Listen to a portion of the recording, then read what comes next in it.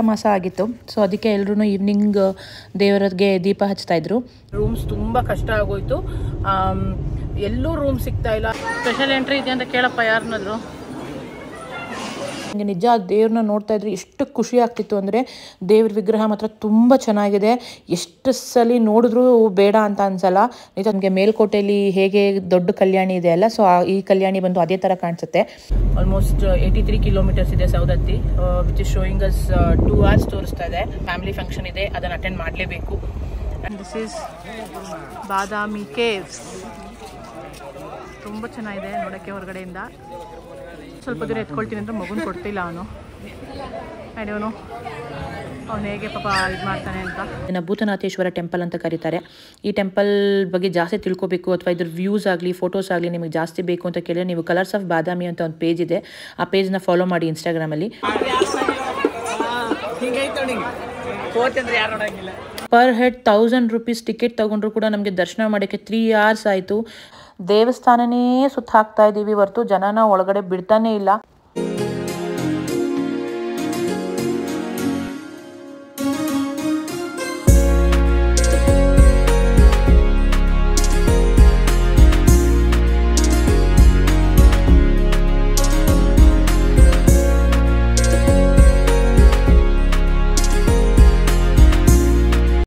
Okay guys, ಇದು continuation video of Aihole ಮುಗಿಸ್ಕೊಂಡು ನಾವು ಸೀದಾ ಪಟ್ಟದಕಲ್ಗೆ ಹೋಗೋಣ ಅಂದ್ಕೊಂಡ್ರಿ. ಬಟ್ ಪಟ್ಟದಕಲ್ಲು ರಾತ್ರಿ ಆಗಿಬಿಟ್ಟಿತ್ತು. ನಾವು ಹೋದರೂ ಕೂಡ ಏನೂ ಯೂಸ್ ಇರಲ್ಲ ಅಂತ ಹೇಳಿ ನಾವು ಪಟ್ಟದಕಲ್ಗೆ ಹೋಗಲಿಲ್ಲ.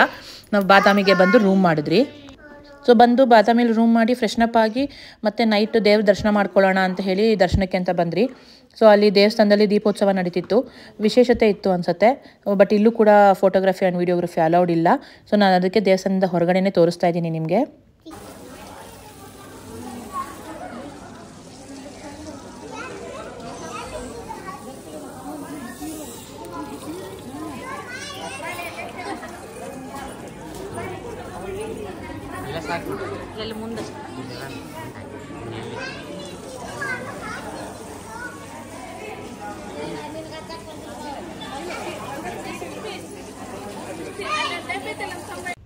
ನಾವು ಹೋದಾಗ ಕಾರ್ತಿಕ ಮಾಸ ಆಗಿತ್ತು. ಸೊ ಅದಕ್ಕೆ ಎಲ್ಲರೂ ಈವ್ನಿಂಗ್ ದೇವರಿಗೆ ದೀಪ ಹಚ್ತಾ ಇದ್ರು.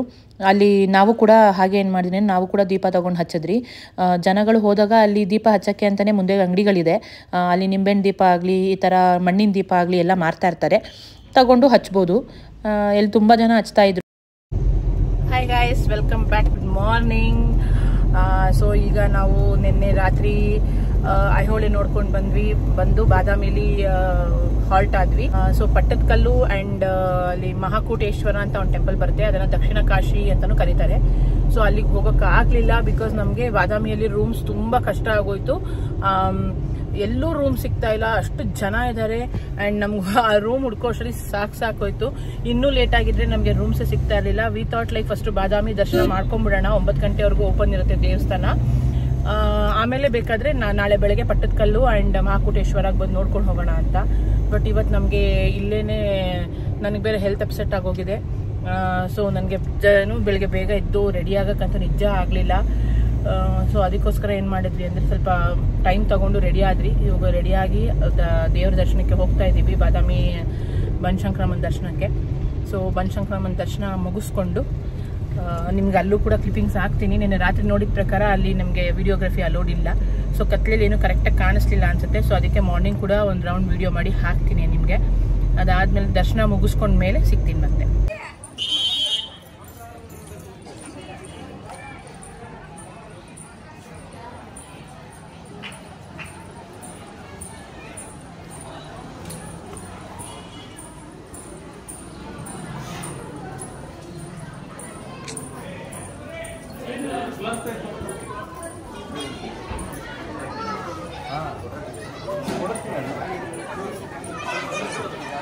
ಏನೋ ಕ್ಯೂ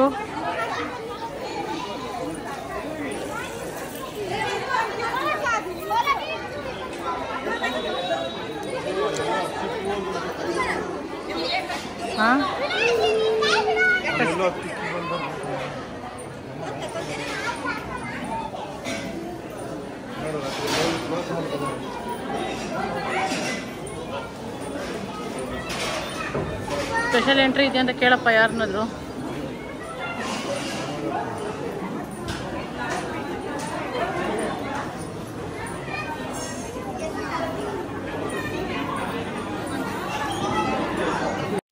ದರ್ಶನಕ್ಕೆ ಅಂತ ಬಂದ್ವಿ.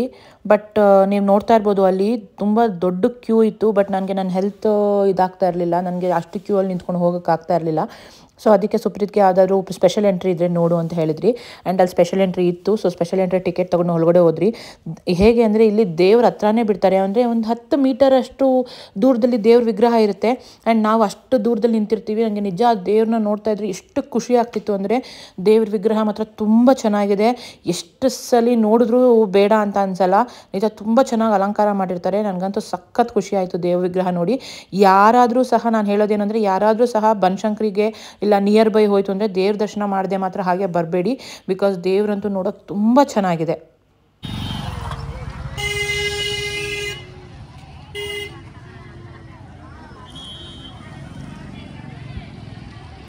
ಇದು ಬಂದು ಅಲ್ಲಿನ ಕಲ್ಯಾಣಿ. ಸೊ ಇವಾಗ ಸದ್ಯಕ್ಕೆ ನೀರಿಲ್ಲ.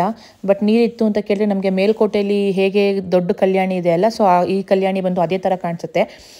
ಇದೇ ನಾನು ನಿಮಗೆ ಹೇಳಿದ್ದು, ಇಲ್ಲೇ ದೀಪಗಳು ಸಿಗುತ್ತೆ ಅಂತ. ಇಲ್ಲಿ ದೀಪಗಳು ತೊಗೊಂಡು ಹಚ್ಬೋದು. Hi guys, welcome back. So ದರ್ಶನ ಮುಗಿಸ್ಕೊಂಡು ಹೊರಟಿದ್ದೀವಿ. ಈಗ ಇಲ್ಲಿಂದ ಬಾದಾಮಿ ಕೇವ್ಸ್ ಕಡೆ ಹೋಗ್ತಿದ್ದೀವಿ.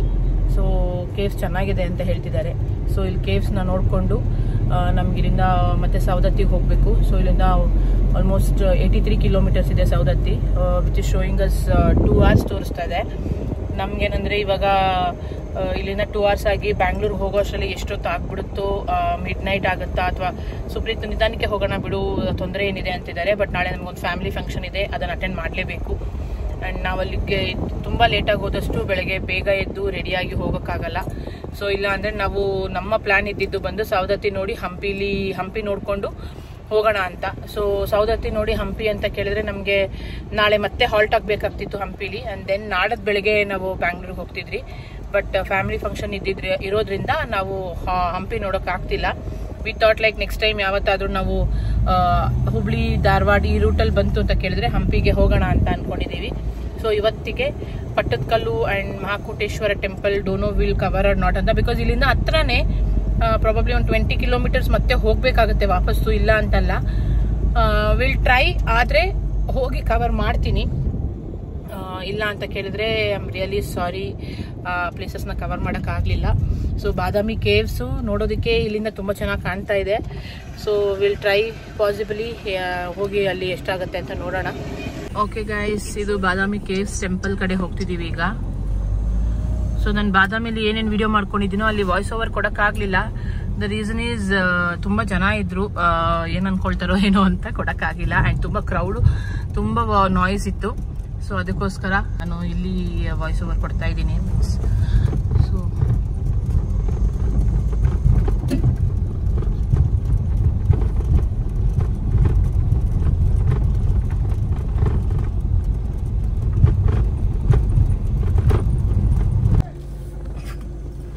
ಕಾರ್ ಮೇಲೆ ಬಂದು ಕೂತ್ಕೊಂಡಿದ್ದೇನೆ. ಇದು ಟಿಕೆಟ್ ಕೌಂಟರ್. ಸೊ ಹೀಗೆ ಎಂಟ್ರಾಗ್ತಾ ಇದ್ದಂಗೆ ಪಾರ್ಕಿಂಗ್ ಇದೆ ನಿಮಗೆ. ಸೊ ಇಲ್ಲಿ ಟಿಕೆಟ್ ತಗೊಂಡು, so this is a parking lot and this is Badami caves. ತುಂಬ ಚೆನ್ನಾಗಿದೆ ನೋಡೋಕ್ಕೆ ಹೊರಗಡೆಯಿಂದ. ಒಳಗಡೆ ಹೋಗ್ತಾ ನೋಡೋಣ.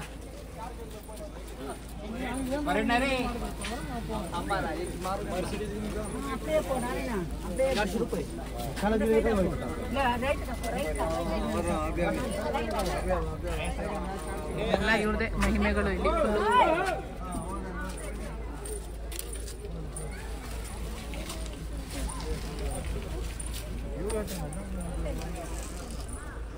ಗಾಡಿ ಟಚ್ ಆಗುತ್ತೆ ಅಂತ.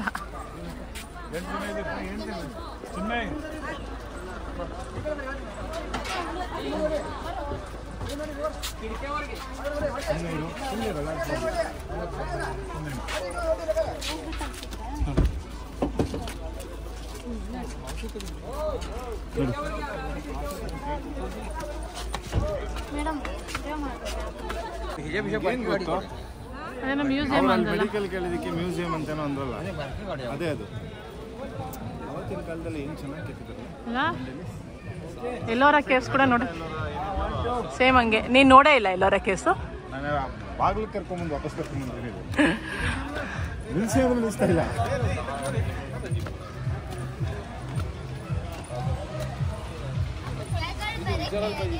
ಸುಸ್ತಾಗುತ್ತೆ, ನಿಧಾನ ಹೋಗು.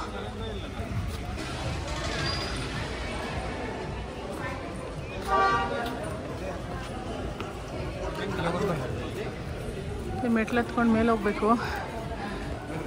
ಸುಪ್ಪಿ ಚರಿ ಹಿಡ್ಕೊಂಡು ಹೇಗತ್ತಾನೆ ಗೊತ್ತಿಲ್ಲ. ಈಗ ನನಗಂತೂ ಯಾಕೋ ಹೆಲ್ತ್ ಸರಿ ಇಲ್ಲ. ನಾನು ಕೊಡು ಸ್ವಲ್ಪ ದೂರ ಎತ್ಕೊಳ್ತೀನಿ ಅಂದರೆ ಮಗುನ ಕೊಡ್ತಿಲ್ಲ ಅವನು. ಅವನು ಅವನು ಹೇಗೆ ಪಾಪ ಇದು ಮಾಡ್ತಾನೆ ಅಂತ.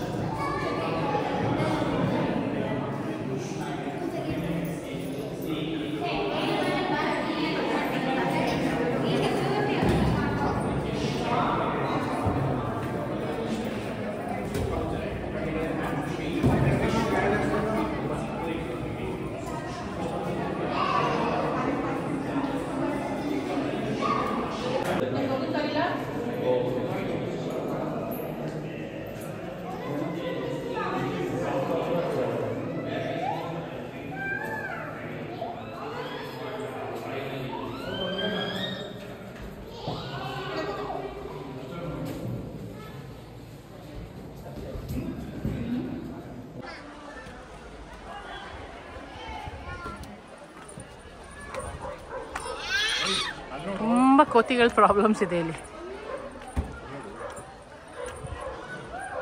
ಏನು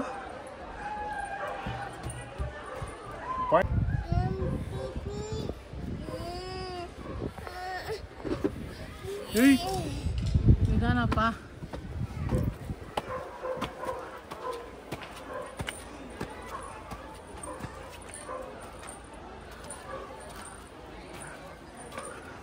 ವ್ಯೂ ಮಾತ್ರ ತುಂಬ ಚೆನ್ನಾಗಿತ್ತು. ಬಟ್ ನಮಗೆ ಚೆರಿನ ಎತ್ಕೊಂಡು ಆ ಮೆಟ್ಲು ಎತ್ಕೊಂಡು ಮೇಲೆ ಹತ್ತೋದೇ ನಮಗೆ ದೊಡ್ಡ ಟಾಸ್ಕ್ ಆಗಿತ್ತು.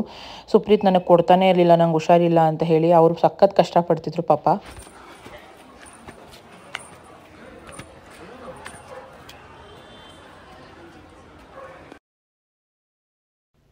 Sorry for the video clarity, ಜಾಸ್ತಿ ಜಸ್ಟಿಸ್ ಮಾಡೋಕ್ಕಾಗ್ತಾಯಿಲ್ಲ ನನಗೆ. ಐ ಡೋಂಟ್ ನೋ ಯಾಕೆ ಅಂತ. ಬಟ್ ನಾನು ನಿಮಗೆ ಇಲ್ಲೇನು ಪ್ಲೇಸ್ ತೋರಿಸ್ತಾ ಇದ್ದೀನಿ, ಇದನ್ನು ಭೂತನಾಥೇಶ್ವರ ಟೆಂಪಲ್ ಅಂತ ಕರೀತಾರೆ. ಈ ಟೆಂಪಲ್ ಬಗ್ಗೆ ಜಾಸ್ತಿ ತಿಳ್ಕೊಬೇಕು ಅಥವಾ ಇದ್ರ ವ್ಯೂಸ್ ಆಗಲಿ ಫೋಟೋಸ್ ಆಗಲಿ ನಿಮಗೆ ಜಾಸ್ತಿ ಬೇಕು ಅಂತ ಕೇಳಿದ್ರೆ ನೀವು ಕಲರ್ಸ್ ಆಫ್ ಬಾದಾಮಿ ಅಂತ ಒಂದು ಪೇಜ್ ಇದೆ, ಆ ಪೇಜ್ನ ಫಾಲೋ ಮಾಡಿ ಇನ್ಸ್ಟಾಗ್ರಾಮಲ್ಲಿ. ನಿಮಗೆ ಒಳ್ಳೊಳ್ಳೆ ಫೋಟೋಸ್ ಆ್ಯಂಡ್ ಒಳ್ಳೆ ವ್ಯೂಸ್ ಇರುವಂಥ ಪಿಕ್ಚರ್ಸ್ ಆ್ಯಂಡ್ ವೀಡಿಯೋಸ್ ಸಿಗುತ್ತೆ. ಸೊ ಇದಾದಮೇಲೆ ಸುಪ್ರೀತ್ ಅವ್ರ ಮೇಲೆ ಬರಲಿಲ್ಲ, ಅವ್ರ ಕೈಲಿ ಆಗಲಿಲ್ಲ ಚೆರಿನ ಎತ್ಕೊಂಡು ಮೇಲೆ ಹತ್ತಕ್ಕೆ. ಸೊ ನಾನು ಒಬ್ಬಳೇ ಮೇಲ್ಗಡೆ ಹೋಗಿ ಕೆಲವು ವೀಡಿಯೋಗಳನ್ನ ಮಾಡಿಕೊಂಡು ಕ್ಯಾಪ್ಚರ್ ಮಾಡಿ ಹಾಕಿದ್ದೀನಿ, ನೋಡಿ.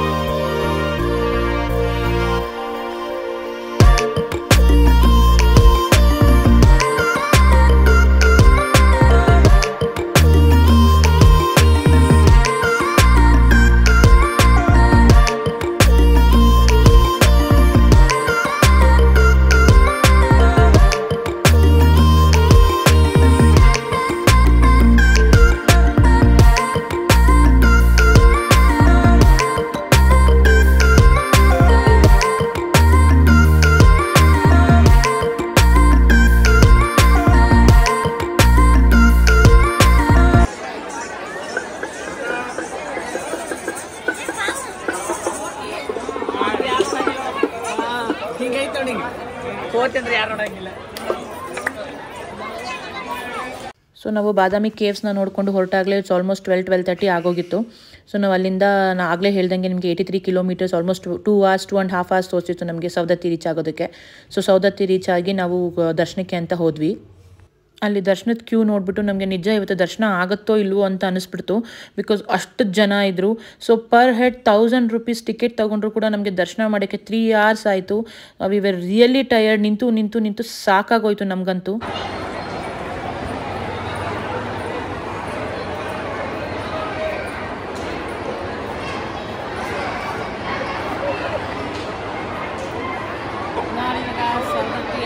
ಕ್ಷೇತ್ರದಲ್ಲಿದ್ದೀವಿ. ಕ್ಯೂ ತುಂಬ ಜನ ಇದ್ದಾರೆ. ಸೊ ಧರ್ಮದರ್ಶನಕ್ಕೆ ಹೋಗೋಕ್ಕಾಗಲಿಲ್ಲ. ಇಷ್ಟು ಜನ ಇದ್ದಾರೆ. ಆಲ್ಮೋಸ್ಟ್ 1 hour ಆಗುತ್ತೆ ಅನಿಸುತ್ತೆ ಇಲ್ಲೇ.